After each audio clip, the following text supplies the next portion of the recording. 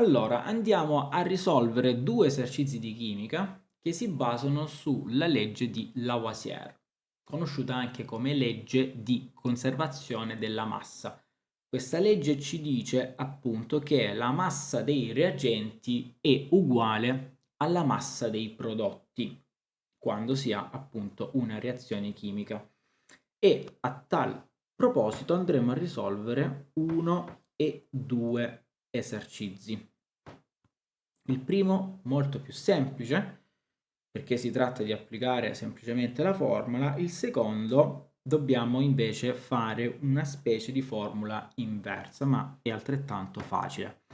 Nel primo esercizio abbiamo che il sodio e il cloro reagiscono per formare un solo composto.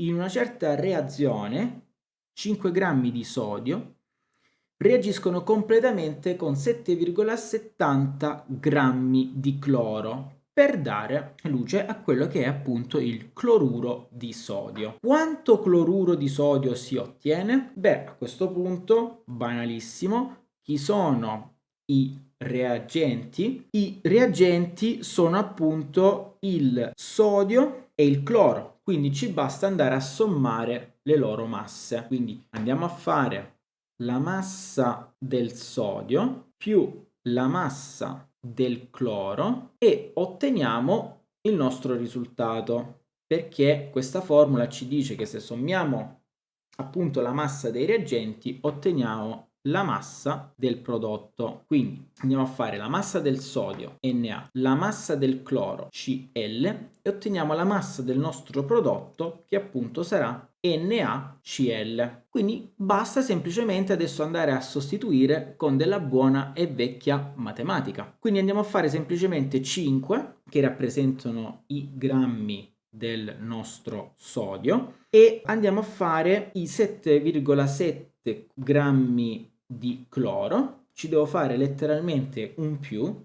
e ottengo 12,7 grammi di NaCl, cloruro di sodio, il nostro banalissimo sale da cucina. E infatti il risultato è proprio 12,7.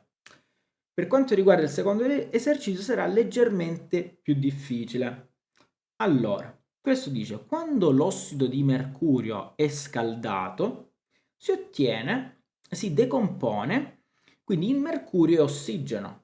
Quindi noi stiamo facendo proprio la cosa opposta, cioè stiamo passando da un prodotto ai reagenti, stiamo tornando indietro come?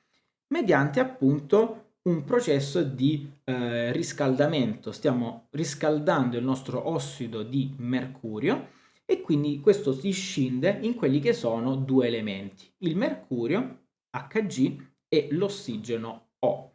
Quindi noi che cosa abbiamo qui? Se 14,2 grammi di ossido di mercurio sono dei composti, quindi noi che cosa abbiamo qui? Abbiamo esattamente la massa del composto, la massa del prodotto. Quindi dobbiamo andarlo a decomporlo e otteniamo che cosa? Un grammo di ossigeno. Allora a questo punto il problema ci chiede: ma quale sarà la massa del mercurio? Allora, andiamo un attimino a rivederlo in formule. Abbiamo il mercurio, quindi Hg, il nostro mercurio, e abbiamo il nostro ossigeno. Brutalmente, quindi, se uniamo queste due cose, che cosa otteniamo? Otteniamo l'HgO, ossido di mercurio. Ora, qui stiamo sfruttando in realtà la legge di Lavoisier, quella che mi dice: guarda che se tu sommi le masse, allora la massa si conserva. Quindi noi stiamo vedendo questa formula però in termini di massa. Quindi che cosa aggiungiamo qui nella formula? Che la massa di Hg più la massa dell'ossigeno sarà uguale alla massa dell'ossido di mercurio. Allora che cosa faccio? Visto che io voglio trovarmi il mercurio, beh, prendo O e la sposto dall'altra parte. Quindi praticamente ho che Hg è uguale ad HgO meno O, quindi vuol dire che sto facendo 14,2, questo qui misura 14,2, l'ossigeno misura 1, quindi equivale a fare semplicemente 14,2 meno 1, che come risultato ovviamente mi dà un 13,2.